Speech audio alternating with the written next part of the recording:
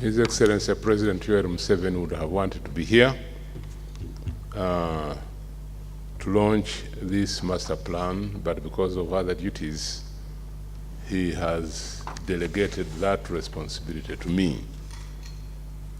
And I will therefore shortly deliver his message. My brother Matia Kasaija, the Minister of Finance, the Deputy Governor, Bank of Uganda, the Chairman, Capital Markets Authority Board, distinguished guests, ladies and gentlemen.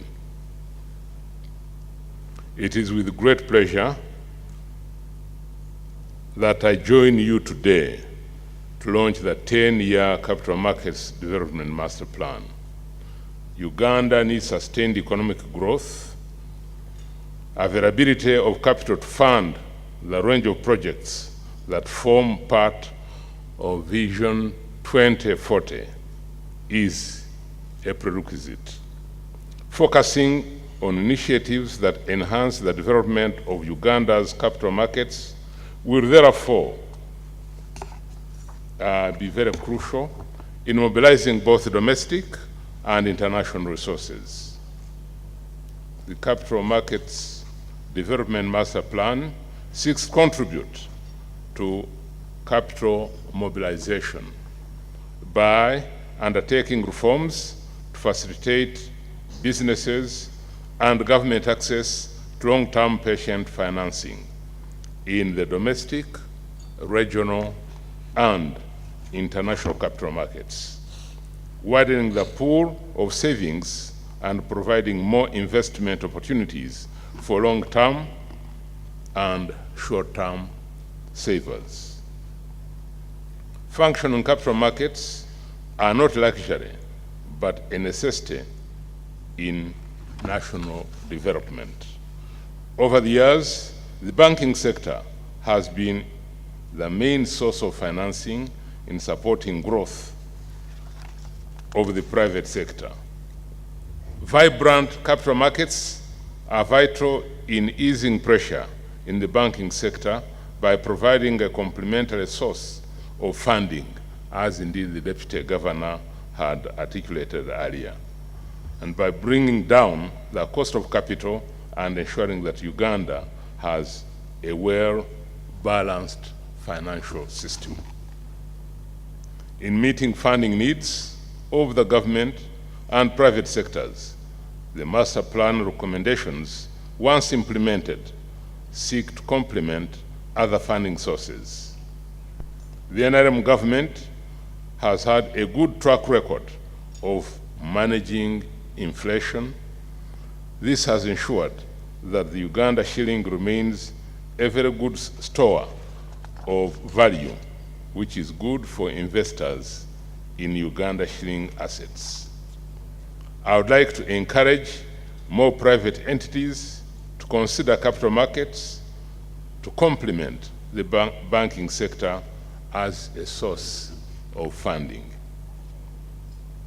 Capital markets are known globally to encourage high standards of corporate governance and transparency, and research has proven that there is a strong relationship between corporate governance and company performance.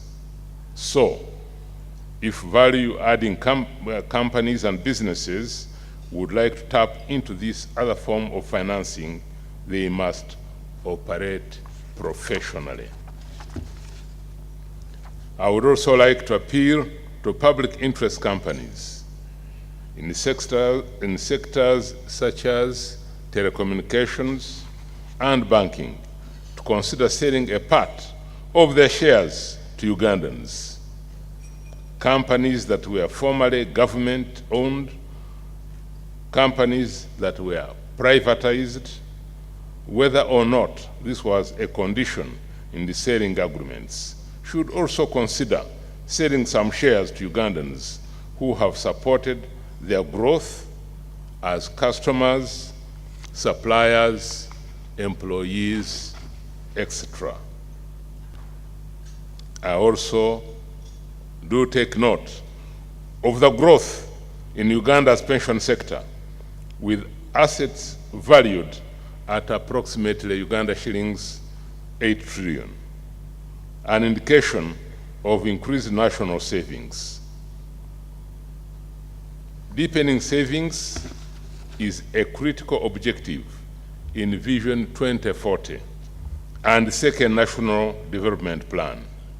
I applaud the efforts of various stakeholders in reforming the pension sector, which have a direct bearing on success of this master plan. The capital markets will provide a bridge between the pension sector and entities seeking long-term pension financing. The accumulation of savings has a direct relationship to capital formation. This master plan has recommendations that will encourage a saving culture in the form of financing instruments among Ugandans. This will be considered at the highest level of government to assess its feasibility. In the same breath, I would like to encourage more Ugandans to save collectively through investment clubs. I'm happy to note that many Ugandans have formed over 15,000 investment clubs as a way of cultivating a savings culture. An aggregation of savings through groups can facilitate better access to investments in Uganda's capital markets. With a national infrastructure deficit running into trillions of shillings, I'm happy to note that the master plan has made recommendations touching on the issuance of infrastructure bonds and also Islamic bonds and municipal bonds that can greatly contribute to the closing of the infrastructure gap if explored by both the central government and local governments. These recommendations will be studied further with a view to having them realized to narrow the infrastructure gap. The implementation of the Capital Markets Development Master Plan will require resources and close cooperation among different stakeholder groups.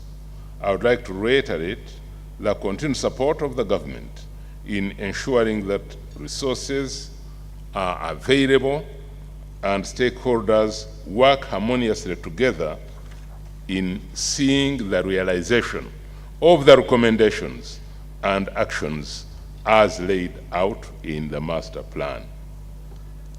Finally, I would like to express my gratitude to the Department for International Development through the Financial Sector Deepening Africa for supporting this initiative.